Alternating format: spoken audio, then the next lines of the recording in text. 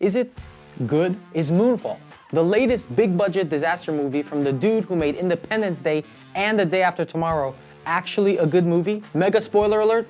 Yes, I think this is a perfectly fun disaster movie, no matter what the critics say. Here's my review. This is a movie where the bad guys in the military are trying to nuke the moon, never mind the fallout that would come down on Earth, and the good guys, well, they're trying to EMP the moon. Either way, the moon is getting a serious beatdown in this movie, even though it's revealed that this celestial body is actually our friend, and not just for romantic candlelit dinners. So, right from the start, the formula of Moonfall feels oddly familiar. It's like someone threw in all previous disaster movies in a spreadsheet, figured out how many secondary characters and dramas to add, how many Hollywood A-listers are needed to carry the plot, then put in the big disaster. Somehow, this gives me hope that I could make a disaster movie of my own, and it would rock. I just have to go through my TiVo Stream 4K, pick out the best movies, which is easy since this baby gets stuff to watch from all the streaming apps. Then, I don't know, I could slide in the DMs of some Hollywood peeps to offer them this amazing opportunity. I'm thinking Tom Holland, because you can't have a movie without him nowadays, and maybe Zendaya for guaranteed box office success. But anyway, while I workshop what kind of disaster Tom and Zendaya should be hit with, let's see what Moonfall has to offer. You have Halle Berry as Joe Fowler, an astronaut and future head of NASA. You have Patrick Wilson as Brian, a former astronaut who falls from grace when during a routine mission in space, he's attacked by a weird black cloud and loses a member of his team. The catch? Halle Berry's Joe was also on that mission with him, but she was rendered unconscious, so she has no idea what actually went down. NASA does know though, and doesn't want anyone to find out that astronauts are getting attacked in space. Desperate to cover up the incident, NASA starts a series of trials and a media smear campaign against him, so by the time the movie properly kicks off, he's just barely managing to make rent and works as a tour guide for kids visiting the museum. You know who knows everything though? Casey Houseman, a British conspiracy theorist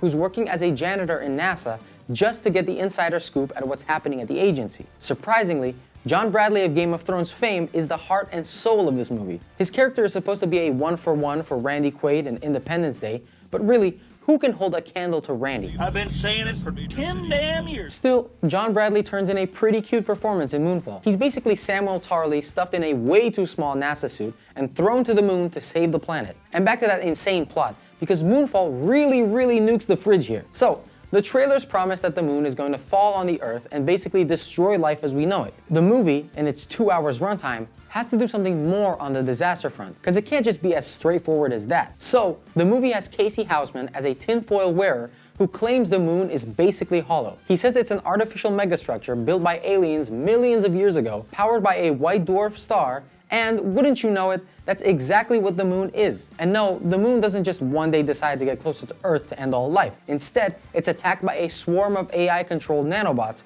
whose whole purpose is to kill anything, any object, any ship that has electronics and biological life inside. You see, the actual aliens who built the moon were humans.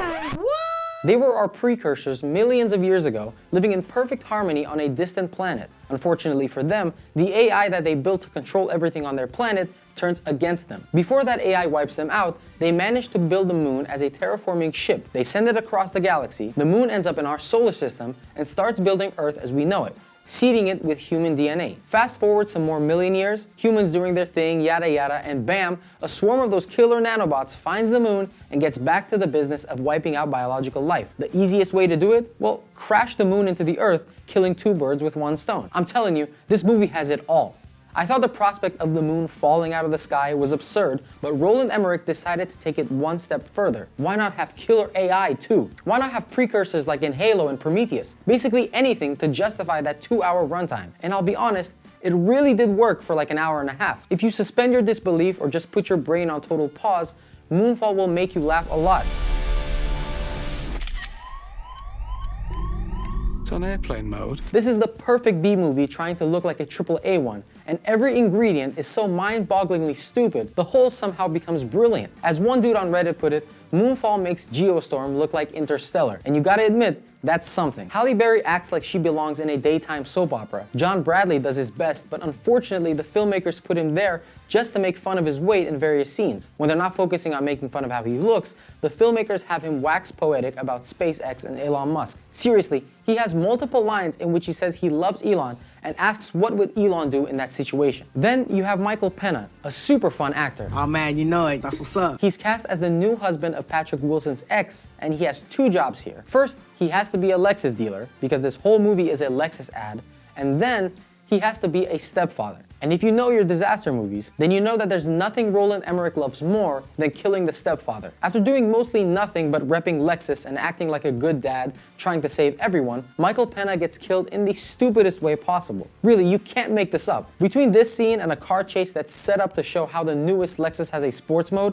I was laughing so hard it was almost impossible to follow the plot. I did catch a Kaspersky product placement, which made me crack up again, because apparently NASA uses that antivirus, even though that piece of software was banned in the US government out of fear of Putin spying on everyone. And an Omega product placement, because Patrick Wilson needs a countdown timer to know exactly when he should blow up the alien in the moon, because if he doesn't blow up that alien, the army will try to blow it up. And I noticed how outside of the three main characters, everyone seems to be impersonating a potato. The astronaut's son, who's a rebel and got arrested for racing cars, potato. Michael Pena, potato, selling Lexus. Halle Berry's husband, super potato. Seriously, a potato has more acting range than this dude, which is hilarious considering he has the best lines since Shakespeare. You see, he's the general in charge of nuking the moon. He's acting all gruff potato, holding the keys to the nukes, getting ready to deploy and all that.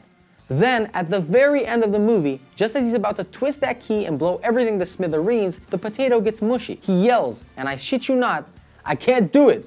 My ex-wife is up there in the moon and she never let me down so far." So yeah, while the military base is getting pummeled by moon rocks and everyone is about to die, the Potato Man says his ex-wife will save the world. So just sit tight and get squashed by moon rocks. It's fine, she's Halle Berry. It's particularly stupid because, like 5 minutes earlier, he didn't even know his ex-wife was up in the moon. Anyway, I apologize. The potato comparison is totally unfair because potatoes are actually useful. You can boil them, mash them, stick them in a stew, you know. And this guy isn't. Still though, it's stupid stuff like this. It's Elon Musk references and antivirus software commercial that make Moonfall such a masterpiece. This is a movie so implausible, so stupid, so rushed, it somehow works. It would have worked even better at like an hour and a half instead of 2, but the ending was so brain-meltingly stupid, you just had to be there to see it. And I wouldn't change a thing. I could have spent that time sitting at home with my TiVo, I could have went to see the new Jackass, but that movie is basically Citizen Kane compared to Moonfall.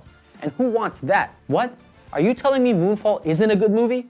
Were you not entertained?